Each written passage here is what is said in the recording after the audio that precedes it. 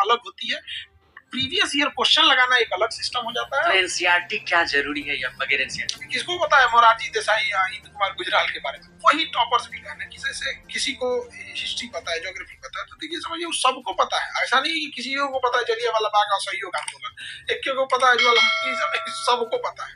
तो कुछ स्कोर्स तो हर एक विद्यार्थी कर लेते हैं। अब ये डिपेंड करेगा कि उस विद्यार्थी का कौन सा सब्जेक्ट कमजोर है, और वो देखे कि कमजोर अगर है और उसका एग्जाम में वेटेज कितना है। अब जैसे इकोनॉमिक्स का वेटेज कम है तो उसको वो मेन टॉपिक देख ले और उसको कवर करे, और किसी का वेटेज ज्यादा है उसको ज्यादा समय दे। प्रीवियस ईयर का क्वेश्चन देखिए, प्रैक्टिस सेट एक अलग चीज है। प्रैक्टिस सेट कौन सेट करता है? बाहर में कोई भी सेट कर सकता है, हम लोग कर सकते हैं कोई, लेकिन प्रीवियस ईयर एग्जाम सेट की हुई होती है, वहां से उसे पैटर्न पता चलता है। तो उस पैटर्न के हिसाब से उस सब्जेक्ट पे वेटेज देना चाहिए यहाँ पे, और कंसिस्टेंसी होनी चाहिए। हिंदी में फेल है एक ठोको नहीं, इसकी संख्या हजारों में है यहाँ पे। अब उसको क्या कहिएगा? हम लोग समझा रहे थे बाबू इसको पढ़ लो, इसको पढ़ लो, लेकिन हल्के में ले रहे थे, खत्म कहानी हो गई यहाँ पे। और उसमें बहुत सारे जो ज्यादा फेल होगा ना, वो क्या होता है कि वो उसका ना जीएस वाला पोर्शन अच्छा होगा, और अगर सपोज कीजिए कि पास भी हो गया मेंस, मैथ रीजनिंग का वो एकदम अगर कंप्लीट छोड़ दिया है तो फेल हुए, ये भी ना नेगलेक्ट किए थे यहाँ पर। तो ये दोनों मायने रखते हैं। एक प्रीलिम पढ़ रहे हैं वो रिवीजन है, लेकिन होता क्या, हमें याद क्या रहती है? हालिया घटनाएं याद रहती है। तो जो पहले क्लास में पढ़ाया गया है वो पुराना हो गया। अब रिवीजन आप किस बुक से कर रहे हैं, तो अमूमन जो इनका रिजल्ट होता है वो हालिया घटनाओं को बता देते हैं कि अभी किसी बुक से टेस्ट मारे तो बता देंगे इससे टेस्ट मारे हैं, किसी से रिवीजन किए इससे।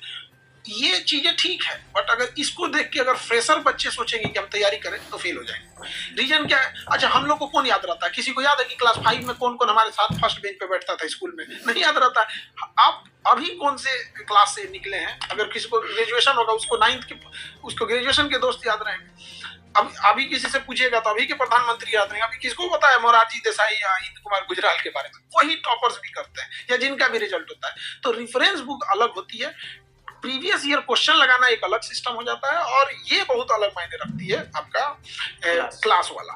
क्लास में क्या होता है ना कि हम लोग एक तो पुराना अनुभव बच्चों को कैसे समझाना, ये काफी मायने रखता है यहाँ पर।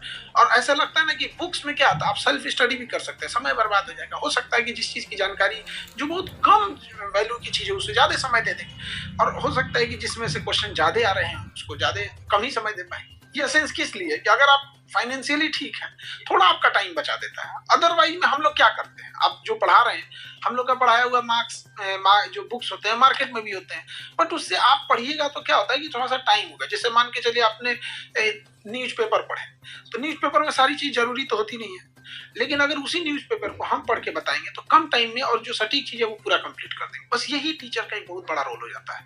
और अगर फाइनेंशियली वीक है तो फिर ऑनलाइन पढ़ ले। और ये क्या होता है कि कंसिस्टेंस नहीं हो पाते हैं, और हम मतलब कंसंट्रेट नहीं हो पाते, फिर रिजल्ट हो जाएगा क्या उनका?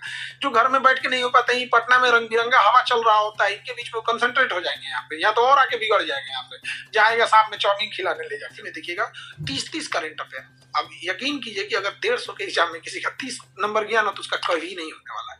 करंट अफेयर कंसिस्टेंसी की चीज है। जब कोई व्यक्ति करंट अफेयर 2 महीना लगातार पढ़ता है ना, तो उसके बाद उसको इंटरेस्ट जगता है, और वही होता है कि 10 दिन पढ़ के भाग जाते हैं।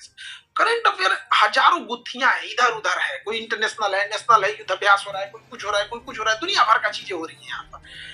बट अगर उसमें क्या है ना कि ये 2 महीना पढ़ने के बाद ना दिमाग अस्थिर होता है कि हाँ ये चीज यहाँ है, अब यहाँ है।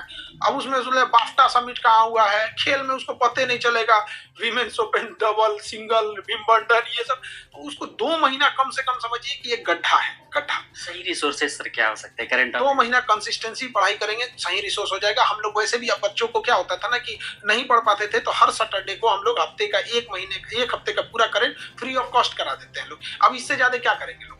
फ्री ऑफ पूरे 1 हफ्ते का करंट का पूरा निचोड़ उसको 1 हफ्ते में बता देते हैं। ये कंटिन्यूअस जरूरी है। मेंस में जहाँ तक मैथ और रीजनिंग ऐड होते हैं, उसके बाद सर अगर देखें जीके का पोर्शन, तो सर उसके लिए क्या कुछ अलग करने की जरूरत है या चीजें? ये सबसे बड़ी। तो दोस्तों आप लोगों ने स्पष्ट रूप से सुना, यहाँ पे खान सर भी अपनी बातों को रख रहे हैं। उनका स्पष्ट रूप से कहना है, तमाम बातों को लेकर उन्होंने कहा यहाँ पे सप्लीमेंट्री रिजल्ट हो या फिर पेपर लीक मामला हो, हर एक मुद्दे पर खुलकर बोले हैं और स्पष्ट रूप से उन्होंने अपनी बातों को भी रखा है और कहा है कि किस प्रकार से जो है TRE 3 में बड़े पैमाने पे जो है पेपर लीक होने से शिक्षक अभ्यर्थियों को लॉस हुआ है। और वहीं बंगाल में लगभग 25 से 26 शिक्षकों की जो भर्ती की प्रक्रिया है वो रद्द हुई है। तो इन तमाम मुद्दों, तमाम बातों को लेकर उन्होंने स्पष्ट रूप से अपने बातों को रखा और स्पष्ट रूप से अपनी बातों को कहा। तो कहीं ना कहीं खान सर का हमेशा जो है शिक्षक साथियों और विद्यार्थियों के हित में ही बातें करते हैं। तो उन्होंने जिस प्रकार से ये बात कही, इससे एक बात तो क्लियर हो जाता है कि कहीं ना कहीं खान सर जो है समर्थन में है। अब कहीं ना कहीं हम कह सकते हैं अब आने वाला समय जो है शिक्षक अभ्यर्थियों के पक्ष में ही होगा। तो दोस्तों वीडियो पसंद आया तो शेयर कीजिएगा। पल पल के अपडेट पे जुड़े रहे। धन्यवाद दोस्तों। जय हिंद, जय भारत।